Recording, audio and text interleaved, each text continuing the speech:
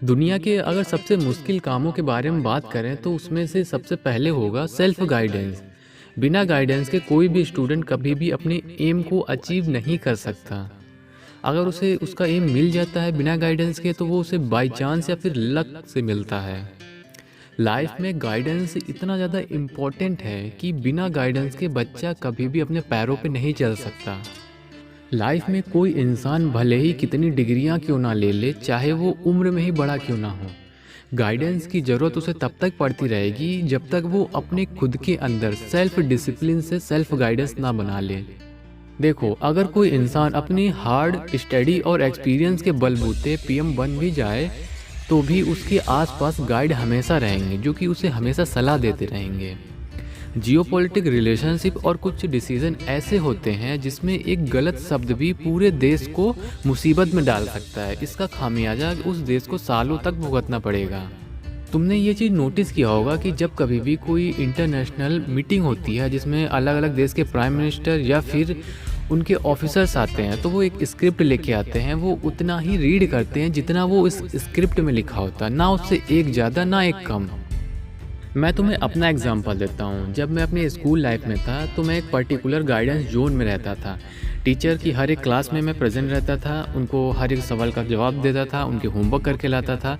मेरी attendance percentage कभी भी 98 से नीचे नहीं गई। एंड देन मैंने जैसे ही कॉलेज ज्वाइन करा, मैंने फर्स्ट सेमेस्टर तक तो खुद को किसी तरह गाइड कर लिया थोड़ा बहुत। एंड कुछ वक्त के बाद मेरी परफॉर्मेंस गिर गई। क्यों? क्योंकि कॉलेज में जितने भी टीचर होते थे उनका यही मोटिव रहता था कि अपने सिलेबस को किसी तरह कंप्लीट कराना, उसमें से भी 2-4 को छोड़ के। देखो, इस बात को मैं काफ़ी अच्छी तरह समझता हूँ कि इतने सारे बच्चों को एक साथ गाइड करना मुश्किल है। तो इस वजह से सेल्फ गाइडेंस होना काफ़ी ज़्यादा इम्पोर्टेंट है। मेरे अंदर उस वक्त तक सेल्फ गाइडेंस नहीं थी, बट मैं अब इस चीज़ को क्रिएट कर लिया है।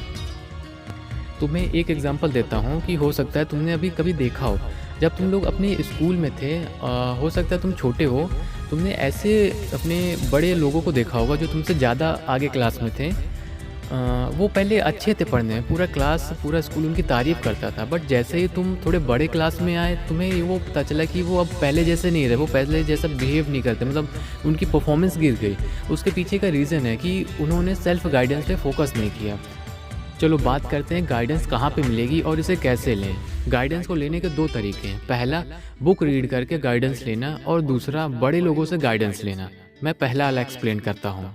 तुम अगर कुछ बनना चाहते हो तो तुम उन लोगों की बायोग्राफी पढ़ो जो तुमसे पहले बन चुके हैं। जैसे अगर तुम एरोनॉटिकल में जाना चाहते हो तो डॉक्टर APJ अब्दुल कलाम की बायोग्राफी पढ़ो। अगर तुम बिजनेस में जाना चाहते हो तो Warren Buffett, Jeff Bezos, Elon Musk की बायोग्राफी पढ़ो। इनसे तुम को रिलेट कर सकोगे। और अगर तुम ये डिफाइन नहीं कर पा रहे हो, ये फाइंड नहीं कर पा रहे हो कि कौन सी बुक मेरे लिए सही रहेगी, तो तुम रुको, इंतज़ार करो। किस चीज़ का? अपने एरिया में लगने वाले महोत्सव या फिर बुक इवेंट का। जब इंतज़ार करोगे एंड जब ये लग जाए, तुम उनके बुक सेलर के पास जाना, वहाँ पे तुम बताना कि मुझे ऐसे ऐसे बुक चाहिए जो कि मुझसे रिलेट कर सके, एंड वो तुम्हें एग्जैक्टली वही बुक देंगे जो तुमसे रिलेट कर सकती है, क्योंकि उनका काम ही है कि बुक देखना और बुक पढ़ना। मैं तुम्हें एक चीज़ बताता हूँ। सपोज़ अगर तुम कोई इंग्लिश की बुक रीड कर रहे हो, तुम्हें एक पर्टिकुलर पैरा नहीं समझ में आ रहा, तुम उसे एक बार रीड कर रहे हो, मतलब नहीं समझ में आ रहा, 2 बार करे तब भी नहीं, मतलब तुम्हें ऐसा लग रहा है कि ये टफ है, तो तुम उसको जस्ट लीव कर दो, नेक्स्ट पैरा पे जाओ, उसे रीड करने लगो। एंड देन तब रीड करो से जब तुम बुक बंद करने जाओ तो उसी पैरा पे दोबारा आना जिसे तुम रीड नहीं कर पा रहे थे। एंड तुम देखोगे कि वो पैरा तुम्हें लिटरली अब समझ आने लगा है। ये चीज़ इस वजह से होती है कि अगर तुम एक काम को कर रहे हो, उसमें हल्की सी गलती हो जाए तो अंदर ही से ये लगता है यार मैं क्या कर रहा हूँ, ऐसा नहीं करना चाहिए। देन उसे तुम दोबारा से रीड करते हो एंड वही गलती दोबारा से होती है तो अंदर से इरिटेशन आने लगती है। तो पूरा फोकस उस रीडिंग पर ना रह करके खुद के अंदर रहता है कि या मैं इसे सही पढ़ रहा हूँ इस बार भी कि नहीं। सेकेंड टाइप की बात करें, बड़ों से गाइडेंस लेना। देखो, लाइफ में 3 तरह के लोग होते हैं। ए, सिर्फ उम्र में बड़े। बी, दिमाग से बड़े। सी, उम्र और दिमाग दोनों से बड़े। मैं तुम्हें पहले टाइप के लोग समझाता हूँ, ए टाइप के। देखो, अपनी सोसाइटी और फैमिली में कुछ ऐसे लोग होते हैं, वो इस बात से घमंड में रहते हैं कि मैं सोसाइटी में बड़ा हूँ। उन्हें दुनियादारी का डी भी नहीं पता होता, बट वो चल देते हैं समझाने के लिए कि ये ना करो, ये सही रहेगा। बस वो ये चाहते हैं कि सामने वाला बस मेरी हाँ में हाँ मिलाए। क्यों? क्योंकि मैं बड़ा हूँ। दूसरे टाइप के लोग, ये लोग दुनिया में सिर्फ 5% एग्जिस्ट करते हैं, जो दिमाग और एक्सपीरियंस से बड़े होते हैं। ये एक्सपीरियंस अपने बुक से लेते हैं, बुक पढ़ करके अपने कुछ ऐसे सिचुएशन, अपने हालात से लेते हैं। और मैं तुम्हें एक चीज़ बताऊंगा, कुछ बच्चे ऐसे भी होते हैं जिन्हें अपनी स्कूल लाइफ में ही इतना सब कुछ मिल चुका होता है। अगर कभी तुम्हें अगर बैठकर इन लोग के साथ बात करने का मौका मिले तो एक बार जस्ट तुम इनसे टॉक करके देखना। मतलब क्या बताऊँ, ये कितने नेक्स्ट लेवल के होते हैं। मैं इन्हें दुनिया का सबसे लकीएस्ट बच्चा मानता हूँ, क्योंकि इन्हें समय और समझ इनकी उम्र से पहले मिल जाती है। तीसरे टाइप के लोग, उम्र और दिमाग दोनों से बड़े। ये तुम्हारे टीचर हो सकते हैं, ये तुम्हारे प्रोफेसर हो सकते हैं, ये तुम्हारा बड़ा भाई हो सकता है, बड़ी बहन हो सकती है, दीदी हो सकती है, भैया हो सकते हैं, तुम्हारे दादाजी हो सकते हैं। ये कुछ 3 टाइप के लोग होते हैं इस दुनिया में। ये मैं तुम पे छोड़ता हूँ कि तुम्हें गाइडेंस किससे लेनी है, टाइप ए या टाइप सी से। So how to do self guidance. देखो, मैंने इसे 4 पार्ट में divide. Part A, plan yourself long and short term. देखो, अगर तुमने अपने आने वाले कल को या फिर फ्यूचर का प्लान नहीं करा तो तुम अभी कर लो, क्योंकि बिना फ्यूचर प्लान के तुम आगे बढ़ ही नहीं सकते, तुम सेल्फ गाइडेंस हो ही नहीं सकते। अपने लॉन्ग टर्म में तुम्हें करना क्या है, अपने 5 साल, अपने 1 साल को, या फिर मान के चलो कि मुझे मिनिमम 1 साल में ये करना है, और अपने डिवाइड कर दो कि मुझे 6 महीने में ये सीखना है, 6 महीने में इसको सीखना है। और अब शॉर्ट टर्म में कैसे करोगे, शॉर्ट टर्म में डिवाइड करो 1 महीने और 1 हफ्ते। मुझे 1 महीने में इतनी वीडियो अपलोड करनी है। यूट्यूब चैनल शुरू करना चाहते हो, जैसे तुम कुछ लर्न करना चाहते हो तो तुम ये डिवाइड कर दो कि मुझे ये करना है। तुम कोई स्पोर्ट करना चाहते हो, या फिर तुम्हें अपने बॉडी वेट घटाना है, या फिर मसल गेन करना है, तो तुम ये डिसाइड करो कि इतने महीने मुझे इतना करना है। Type B, make a to do list. देखो, अगर तुमने अपने डेली रूटीन को प्लान नहीं करा तो तुम भूल जाओ, तुम सेल्फ गाइडेंस हो सकते हो। अपने डेली रूटीन को प्लान करो कि मुझे इतने वक्त पे उठना है, इतने वक्त पे मुझे बिस्तर पे होना है, इसके बाद ना मुझे फ़ोन छूना है, ना मुझे खाना खाना है, ना मुझे कहीं बाहर जाना है। एंड मुझे यहाँ तक तुम प्लान करो कि मैं कॉलेज से आऊँ या फिर स्कूल से आऊँ, उसके बाद मुझे क्या करना है। देन तभी तुम अपने अंदर सेल्फ गाइडेंस ला पाओगे। Type C, focus on writing. जितना कुछ भी तुम अगर टू डे लिस्ट में बनाओगे, उसे तुम फ़ोन पे नहीं, फ़ोन के नोट्स पे ना बनाओ, उसे तुम एक वर्चुअल पेपर पे बनाओ, और उसके बाद तुम उसे ऐसी जगह पर लगाओ जहाँ पे तुम आते जाते तुम्हारी नज़र उस पर पड़ती रहे। ऐसा करोगे तो तुम्हें ये हमेशा याद रहेगा कि कौन सा काम मुझे करना है, कौन सा नहीं। क्योंकि कई बार ऐसा होता है कि मोबाइल पे अगर तुमने कुछ बनाया, उस पर अगर कोई नोटिफिकेशन आ गई, व्हाट्सअप की, इंस्टा की, फेसबुक की, ट्विटर की, या फिर किसी और चीज़ की, तो तुम उधर ही चले जाते, फिर उधर से आना बहुत ही ज़्यादा मुश्किल होता है। Type D, consistency. देखो, अगर तुम्हें कोई चीज़ चाहिए तो तुम उस चीज़ को अगर कंसिस्टेंसी के साथ करोगे तो वो तुम्हें ज़रूर मिल जाएगी।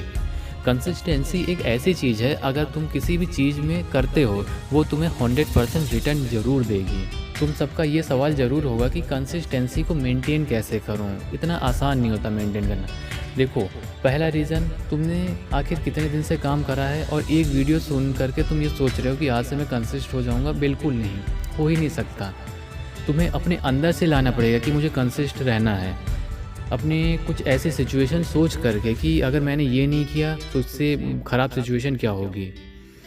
दूसरा रीज़न, जैसे ही तुम्हारे अंदर थोड़ी सी कंसिस्टेंसी आती है, तुम्हारे अंदर एक कॉन्फिडेंस, एक मोटिवेशन डेवलप हो जाता है कि यार अब तो मैं कर रहा हूँ, अब मैं और भी काम कर सकता हूँ।